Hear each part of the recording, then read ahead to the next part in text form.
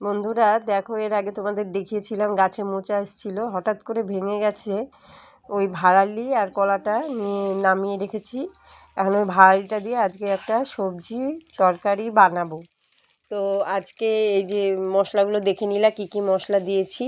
তাই এই যে তেলের মধ্যে জিরে, তেজপাতা ফোড়ন দিয়ে, শুকনো লঙ্কা ফোড়ন দিয়ে, আলু দিয়ে, তার মধ্যে হলুদ লবণ দিয়ে একটু নাড়াচাড়া করে এটাকে ঢেকে দিলাম কিছুক্ষণের জন্য। তারপরে একটু ভাজা ভাজা হয়ে গেলে তার মধ্যে ভাড়ালি, এই যে ভাড়ালিটা না আগে লবণ দিয়ে মেখে রেখেছিলাম কিছুক্ষণ, কুচি কুচি করে কেটে, সেটাকে চিপে চিপে রসটা বের করে, লবণের রসটা বের করে তারপরে দিলাম। কিছুক্ষণ নাড়াচাড়া করার পরে মশলাটা দিয়ে দিলাম, যে মশলাটা দেখেছিলাম ওইটা দিয়ে। তারপরে এই যে ভাজা হয়ে গেলে জল দিয়ে দিলাম কিছুক্ষণ, ওটাকে ঢেকে রেখে কিছুক্ষণ করার পরে এই যে নামিয়ে নিলাম।